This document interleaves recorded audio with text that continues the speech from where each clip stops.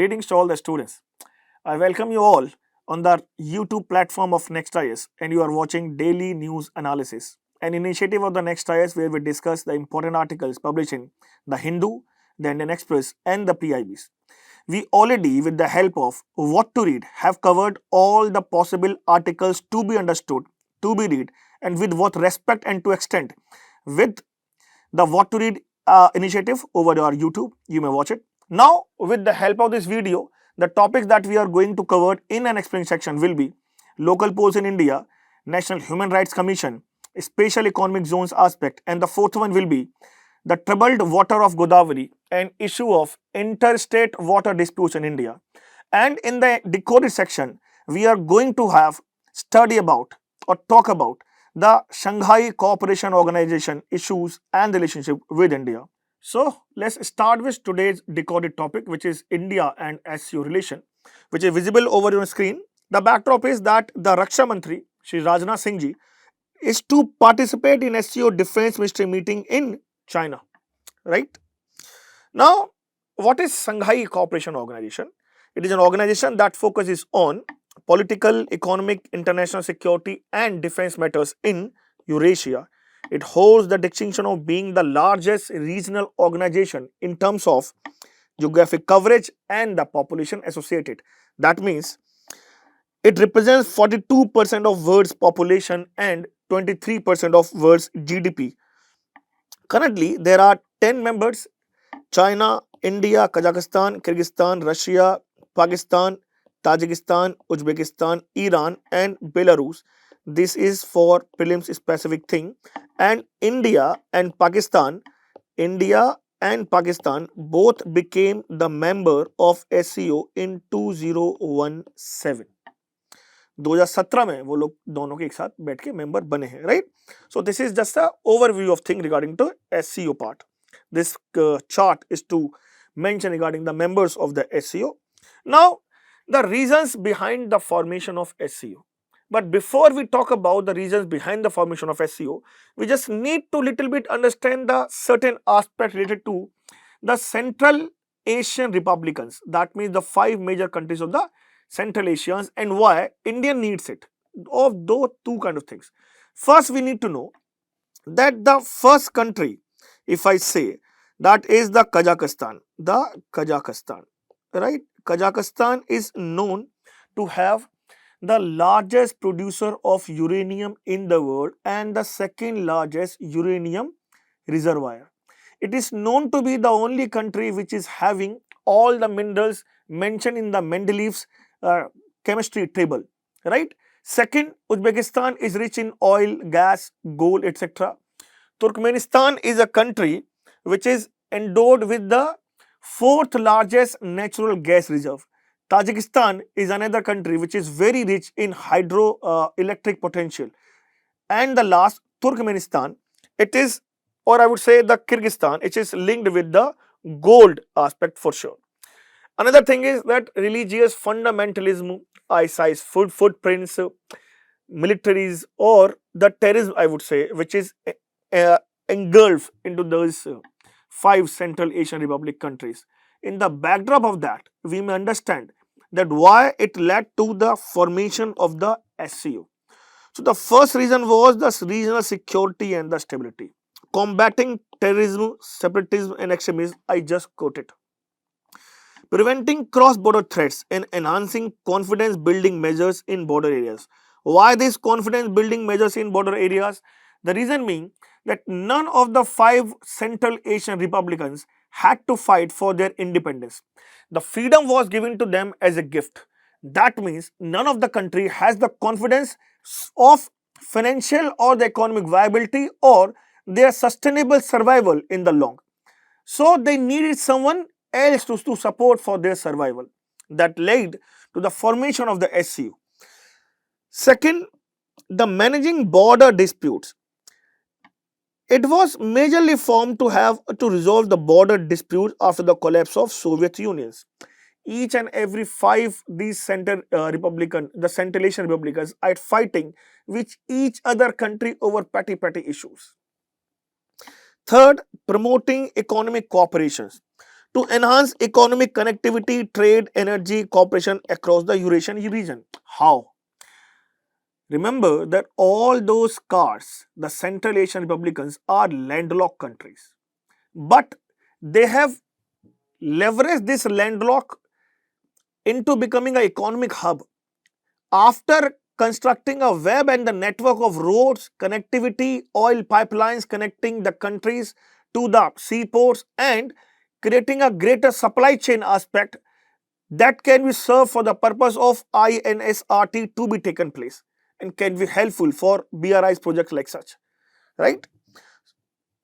To develop transport infrastructure investment links among the member states, the point that I just mentioned. Fourth, counterbalancing Western influence. SEO is seen as a platform to balance US and NATO influence in the Central Asia and the broader region.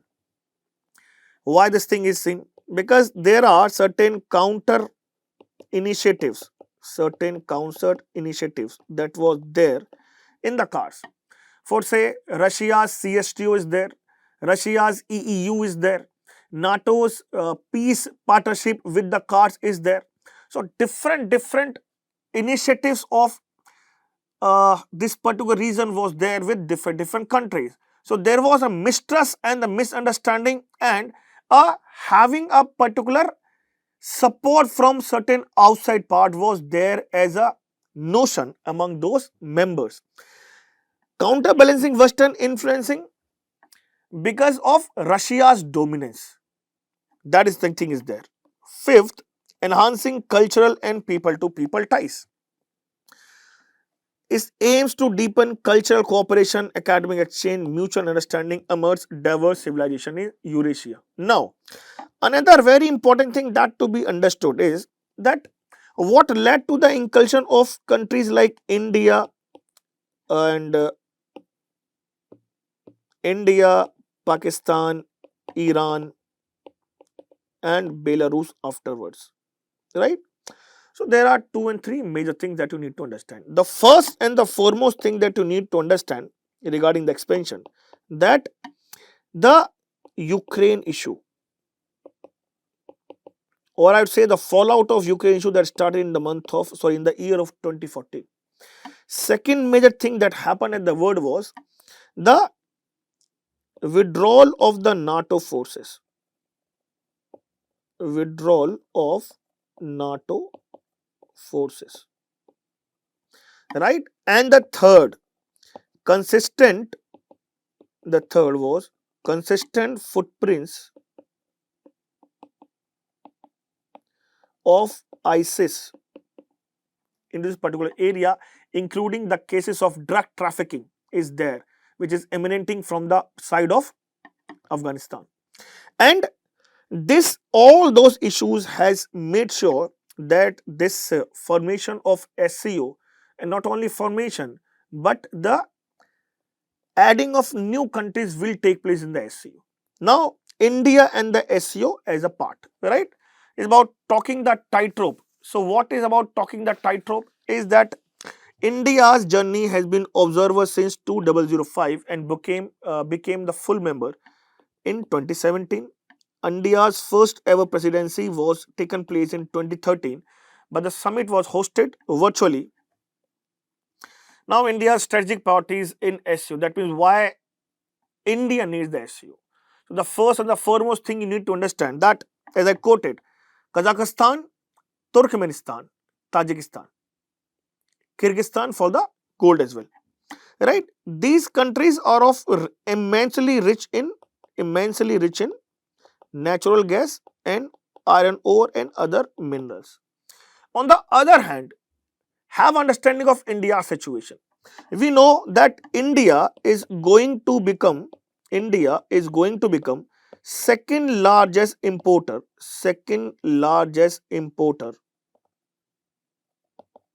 by 2035. That means we will be highly energy hunger country, but India is highly dependent upon the energy import, right? Now, we know that the Middle Eastern area is called for arc of turbulent. That means we just cannot get dependent upon the oil import from those countries. And recently you are having the Israel, Iran, and the US intervention, and now the Russia's renewed position with Iran in this area. So India cannot get dependent upon the energy import from this country. That is the reason India wants to expand its oil reach, and that oil reach can be fulfilled with the car region. And that is why the strategic priorities with the SEO will be, the first and the foremost will be the energy security. The energy security of India. This is the first thing. Second thing, counter terrorism. I quoted that this is majorly nowadays going to be the hub of ISIS, and the terrorism, drug trafficking, other things are there. Religious fundamentalism, extremism is taking place in all these 5 countries in this particular thing. But the rest is there, and India can address the Pakistan terror infrastructure with the help of this SEO. Second, connectivity. As I told you, it pushes for INS, STC, Chabahar, and other multimodal corridors aspect. Soft power diplomacy. India's G20 themes, they say one earth, one family, one future. The lifestyle for environment initiative were related in the SEO's declarations. Geostrategic balancing. India maintains ties with Russia and Central Asia while hedging against Chinese regional dominance. Vision Secure SEO, it pushes India's a clear doctrine with those countries. Now, another dimension, the significance of SEO for India. So, first we have talked about the energy security aspect, right? The second part is energy regional security and counterterrorism. It provides a platform for collaborate on combating terrorism, extremism, and separatism through a regional anti-terrorist structure. Second, strategic engagement with the Central Asia enhances India's connectivity and influence in resource-rich Central Asia. Third, balancing China and Pakistan. How? It enables India to engage diplomatically with China and Pakistan in a multilateral setting. Fourth, multipolar world advocacy. It aligns with India's vision for a multipolar global order and support strategic autonomy by reducing reliance on Western-led platforms. The fifth one is economic and energy cooperation, the point that I just quoted about, that the energy security fulfillment can be attained with the help of the car region. The sixth, the soft power and cultural diplomacy. SEO's cultural initiative helps India promote civilization links, people to people ties, soft power influences in this particular region. Now, the challenges faced by India in the SEO. But before that, again, certain things to be understood. If, for say, the car region, the car country sees SEO as a platform used by the Russia to counter the Western influence. The Russia sees SEO nowadays as China's promotion of BRI through this platform. The world sees that two scenarios. The inside of it, the car or the SEO, I would say, is being developed or pushed because of Chinese funding. At the outside, it has been witnessed that all the autocratic countries are afloat because of Beijing funding. In the backdrop of that, another issue is that if there is a Chinese and a Russian proximity, then countries like Kazakhstan sees it as against their dominance in the particular region. India can witness that there is a growing Chinese-Pakistan association is there as well. And recently, when Russia backed India's entry in the SEO, it was halted by the China. And China pushed the entry of Pakistan along with India's entry in the SEO. That means it is detrimental for the Indian influence in the car and the SEO region, and for not influence but their economic availability and economic interaction with the car regions. Another thing is that all those countries, I would say, are fragile in nature. How do I say fragile in nature? For say Uzbekistan is a country which uses SEO as a platform for pursue regional development goals. But on the other hand, there is another country, for say Kazakhstan, which is very major country, right?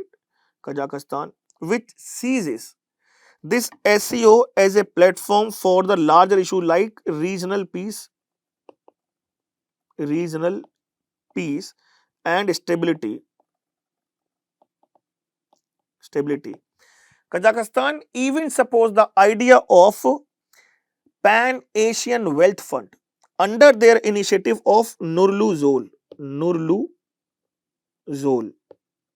This is a initiative or the uh, backdrop, or not as a backdrop, but a project of Kazakhstan. This is the backdrop which is going on in all the CAR regions, and based on it, we need to understand the challenges faced by India and the SCO. So now the first one is the presence of adversarial members. It often hampers the consensus building and effective cooperation. For say the border tension with China, cross-border terrorism from the Pakistan. This cross-border terrorism with the Pakistan was even the reason that when China was opposed of India's entry, the other countries of this CAR was edgy about India's entry because of India-Pakistan hostile relation, and the issue of SARC was non-available because of Indian-Pakistan issue. So they were edgy that both the countries will do the same thing, that the issue with the SARC was there. Second, the China's dominance. As I quoted, the Russia sees China's dominance to pursue its economic activities, right? So it heavily influenced by China's strategic and economic agenda, the point I just quoted, right? The act of autocracy based because of the Chinese funding, making it difficult for India to assert its interest equally. Third, limited economic coverage. India lacks direct land connectivity with Central Asia due to hostile geography and Pakistan denial of the transit access. That is why India nowadays trying to pursue its outreach with the international north-south transport corridor. And this question was asked by UPSC in this prelims examination as well. Fourth, ideological and political differences. SCO includes authoritarian regimes with contrasting views of democracy and human rights, which clashes with India's liberal democratic values. Fifth, terrorism and double standards. Despite focus on terrorism, the SCO often fails to explicitly address Pakistan-sponsored terrorism. SCO even fails to limit the drug trafficking that is emanating from the borders of the Afghanistan. Sixth, consensus building or consensus-based decision making that limits India's ability to push specific agendas or object to issue like the promotion of the BRI in the particular areas. So in the backdrop of that thing, we need to understand India and SCO relationship. Now the way forward, for say, leverage SCO for the counter-terrorism diplomacy, right? India should highlight Pakistan role in counter-border terrorism. Perhaps our Defense Minister Sahab is going to do the same thing in the coming meet. Second, engage constructively despite differences, which is the diplomacy comes into the domain. Third, expand economic and energy footprint in the Central Asia for say securing energy supplies and promote connectivity projects like Chabahar, an international north-south transport corridor. Fourth, promote digital and cultural diplomacy. India's strength in the IT, digital governance, cultural heritage, the banking initiatives, right? The people-to-people connection, right? The deep in soft power diplomacy, software approaches. These things can and definitely engage and can be collaborative with the SCO countries. Fourth, champion multipolarity and strategic autonomy. That means supports initiative to resist bloc politics, ensuring the SCA remains a platform for independent strategic dialogue, which it has been there after the 2017 incursion of India and Pakistan, and can align with India's vision of a multipolar world. Now, this is the practice question over your screen. I hope that you people are trying to understand the subtopics, the subpoints that we are trying to enrich you with the knowledge of Indian and SCO. Thank you very much for watching. Now, let's start watching the explain sections, which are visible over your screen. So, the first first topic is the local polls in India. The backdrop is of twofold. First, there has been ahead of local body polls, Jan Sena puts special focus on North India districts. On the other hand as well, EC has invited Rahul Gandhi for talks over the voter poll issues in the state of Maharashtra. So, with this view, this topic is of immense importance, right? So, now, first, the overview of the constitutional amendments related to the local polls. In 73rd Amendment Act, it granted constitutional status to the PRIs, the Panchayati Raj institutions in India. 74th Amendment in the Act, 1993 of course, it's granted constitutional status to urban local bodies in India as well. Part 9 of the constitution deals or covers panchayatas with articles 243 to article 243O. Part 9A covers the municipalities with articles 243P to 243Z. The Schedule 9 even lists powers and the functions of panchayatas and subjects, and another schedule it powers the functions with municipalities with 18 subjects. Now, election to the local bodies. What is the constitutional provision or what is the provisions? Authority is State Election Commission. All these things are of great importance with respect to your prelims. So, the authority for the local polls is not the Election Commission of India, but rather the State Election Commission. The tenure will be of 5 years, but it can be dissolved earlier. There is a reservation for SC, ST, OBC and the women, and women not less than 1/3 of the women, including SC, ST women with reservation aspect. Delimitation done by the state government, and that is obviously based on the latest census. Now, mode of election will be direct elections for the members and the indirect election for the chairpersons, but it varies state to state. There has been certain committees' recommendation. For say 1957, Balwantrai Mehta suggested the 3-tier system for the PRIs. 1978, Ashok Mehta system proposes the 2-tier system. Now we are talking about the Panchayati Raj aspect only. 1986, LM Singhvi committee advocates the constitutional recognition for the PRIs. 1985, the GVK Rao committee recommends integration of rural development with the PRIs, and 2007, the second ARC emphasizes empowerment and transparency associated with the PRIs. Now, with your prelims specific understanding, we have already given the timelines, the year associated. UPSC or the state PCS may ask based on the chronological based prelims aspect and the question associated. That is why this year associated is of immense importance.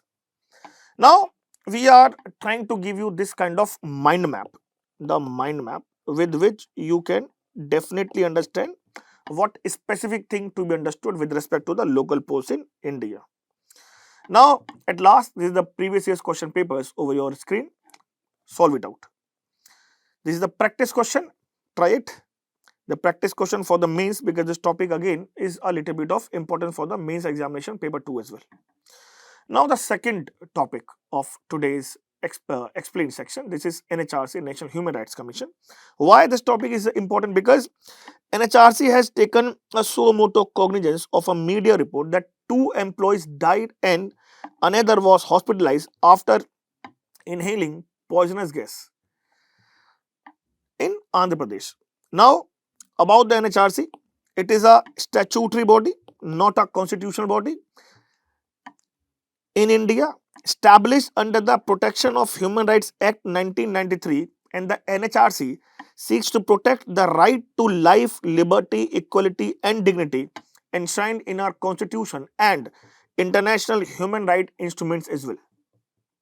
Now, a historical background regarding the formation of the NHRC in India. India became signatory to the Paris Principle 1993, which sets global standards for the national human rights institutions. After that, the Protection of Human Rights Act passed in 1903 and NHRC was formally constituted on 12th of October 1993. It is even inspired by the Universal Declaration of Human Rights 1948 and India's own fundamental rights, which is enshrined in the part 3 of the Constitution of India. It is again not a constitutional body, protection against the 1993 Act. Now, very important thing that it even draws its authority from 2 major things. The first, as I already told, the fundamental rights, The Article 21, which is right to life and personal liberty, first thing. Second thing, the directive principles of state policy under the Articles 38, 39, 41, 42, 47 deals with the powers given to the NHRC in India. Now, the structure of the NHRC in India. The chairperson, it says the chairperson has to be a former Chief Justice of India. First thing. Now, there are 4 members as well. The first member has to be a former judge of a Supreme Court. Second, a former Chief Justice of a High Court. Third, and the fourth member has to be expert in the human rights issues and the knowledge. Appointment, how the chairperson and the members are to be appointed of NHRC. This is based on the panel. The panel, or I would say the committee. The committee is headed by the Prime Minister. The members will be Prime Minister as the chair. Second, Speaker of the Lok Sabha. Third, Leader of Opposition, Lok Sabha. Fourth, the Home Minister. Fifth, the Deputy Chairman of Rajya Sabha and Leader of Opposition in the Rajya Sabha. One point is of very, very important. You need to have a look at. Word is written that the Deputy Chairman of the Rajya Sabha, not the Chairman of the Rajya Sabha. Why? Because the Chairman of the Rajya Sabha is Vice President of India. These words are to be very precisely and accurately understood while attempting the question. UPSC यहीं पे ही बैठ के आपको घुमाता है. So you have to have a watchdog. So this is the Deputy Chairperson of the Rajya Sabha, right? Now talk about certain powers and the function of the NHRC. First, it inquires suo motu on or on petition to a human right violation. Suo motu means that based on the newspaper's recommendation, NHRC may ask certain body and certain case to be dealt with it accordingly. It can visit jail and detention centers to review conditions. It recommends measure for effective implementation of the human rights based on the detention measures and the visits that he has done. It promotes human rights awareness through literacy, research and seminars. It encourages NGOs and institutions to work in the field of human rights, and it reviews constitutional and legal safeguard for the better promotional and transparency in the human rights. The last studies treaties and international instruments and make recommendations to the government to be accepted and not to be accepted. Another very important aspect with your prelims examination is that NHRC has the civil court power under the Code of Civil Procedure, right? That means it can summoning witness, it can be requisition public records, and third, it can examine any evidence in any matter. It can even recommend interim relief, including monetary compensation to the victim. Now, a little bit of international comparison. For say in India, it is just an advisory body. That means the government of India may accept their recommendation and may deny accepting that as well. But with France, the commission directly reports to the parliament. Australia, it can investigate and mediate. South Africa, it is giving, or it has been giving the binding power. That means the recommendations giving are binding upon the government to accept. And if you are not going to accept it, you have to give a specific reason to the parliament itself, so that it can generate a proper debate and things related to the powers, not the power but the recommendation given by the South African human rights body.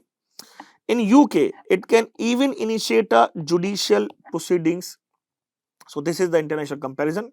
Now again, the UPSC has asked a previous year's question papers based on like thing, although it is the integrated questions, but you need to practice. The third topic will be special economic zones. Why? Again, our finance minister, the Sitharamanji, has said that exporters are no longer required to operate from special economic zones to export goods. This topic again is of importance with your prelims examination. So now, what is SEZ, the special economic zones? It is a geographically delineated duty-free enclave, and it shall be deemed to be a foreign territory in India for the purposes of trade operations and duties and tariffs. Another important point is that there is no requirement for a license for import for SEZ. Historical background. The first export processing zones in Asia was set up in 1965 in Kandla, Gujarat, and the SEZ came into effect in India from SEZ Act 2005, effective from 10th of February 2006, which is providing a legal framework from their establishment and operation to take place. Now, the objectives of the SEZ. The first objective is that it enhances the FDI. Once you know that the government of India is giving you a duty-free enclave, that means it can attract a lot of FDIs to India. Second, it can facilitate export because the government of India is giving you land and the facilities associated. Third, it can generate employment. Very important point is that it has been said that around 3 million jobs has been generated just from the SEZs in India. Fourth, it promote infrastructure development because once you get the land on the lease, then it is the onus on the particular company to initiate the infrastructure, so it help in infrastructure boost as well. Fifth is even help in integration of the supply chains because once you know that you have initiated a SEZ in India, then afterwards connectivity is there, then afterwards export promotion aspect is there. So there is a proper chain mechanism which will be helpful in strengthening the supply chain mechanism. Now, certain features of the SEZ. The units of the SEZ in India must become net foreign exchange earners within a period of 3 years. Full freedom for subcontracting is there. SEZs are allowed for trading, manufacturing and other services activities. Very important thing is that the board of approval is the apex body and is headed by the Secretary, Department of Commerce under the Ministry of Commerce and Industry. 100% of DI through the automatic route in manufacturing has been given for the SEZ. Exemptions from custom duties, central excise duties, other things are there so that the SEZ can properly work for the export promotion and infrastructure boost as well. And it is even indeed needed for their sustenance over the years. Simplified compliance and single window clearance for the smooth flow of and the conduction of business operations. And the last, duty-free imports for the development and operation needs. The current status of SEZ is a date of 2023. There are around 270 operational SEZs out of 243 formally approved in India. Maharashtra, Tamil Nadu, Telangana, Karnataka are of the major states where the SEZs are being positioned. Account for nearly 30% of India's total export, especially in the field of IT, pharma and the engineering goods are there. Now, again a mere understanding that the types of SEZs in India. The first one is free trade zone. It facilitates international trade with simplified customs and duty-free benefits. Second, export processing zones. Promote export and FDI by offering incentive to export-oriented units. Third, free zones which attract investment through tax-friendly policies and economic incentives to the companies. Fourth, industrial parks or the state parks or the industrial estates. They are the cluster industry for shared infrastructure and for operational efficiencies. The fifth one is specialized zones. That means they are giving support to the innovation and sector-specific economic activities. Sixth, free port. The large FTZs along manufacturing and the value additions. Seventh, urban enterprise zones. Urban areas with tax breakup to spur the development in the particular area. And the eighth, bonded logistics parks. That means focus on duty-free warehousing and transit logistics. These all are of the 8 parts is of immense importance with respect to your prelims examination. This is the previous question paper that UPSC has asked based on the SEZ, right? Now, the last topic of today's explained session, the interstate water dispute because of the troubled water of Godavari. Now, the dispute resolution mechanism for the interstate water sharing in India, that is the constitutional provisions. Under Article 262, the interstate water dispute adjudication has been mentioned constitutionally. Schedule 7 says that water is in the state list, that means interstate water rivers under union. Entry 56 of the union list says that the regulations or development of the interwater state rivers. One very important aspect is that the Supreme Court's jurisdiction is barred under the Article 262 if law provides for the dispute resolution. Now, the certain acts enacted by the Parliament regarding to or according to Article 262. First was the River Board Act 1956. It empowered the central government to establish board for interstate rivers and river valleys in consultation with the state government. But the very important thing is that no board has been created to date. And this line is of great importance with respect to your prelims examination, because in earlier we already has visited that UPSC in the statement wise questions asked this kind of last, that India has already, based on the River Board Act 1956, has created 3 boards. This kind of question UPSC has asked based on the bills, the private members bill in past. That is why, based on that understanding, we may quote this line is of great importance with respect to your prelims examination. Second, Interstate Water Dispute Act 1956, which says that is the state government approach the central government for the constitution for the tribunal. The center may form a tribunal after trying to resolve the dispute through consultation. That means the power to create a tribunal lies with the hands of central government. The Supreme Court shall not question the award or the formula given by the tribunal, but it can question the working of the tribunal. Right? This is under the Interstate Water Dispute Act. Now, the composition of the tribunal that been made by the central government, it is to be headed by the Supreme Court judge, first thing. Second, it includes 2 other judges and a technical committee member. Third, tribunal functions independently of the executive. This is again this prelims specific understanding, right? But there was certain amendment in 2002. For say the tribunal must be constituted within 1 year of the request. Very important thing. UPSC plays with this kind of year specific information. Second, the tribunal is mandated to give award within 3 years with a possible extension up to 2 years in exceptional cases. But the issue is that the exceptional case is not been defined by the Supreme Court or by the amendment itself.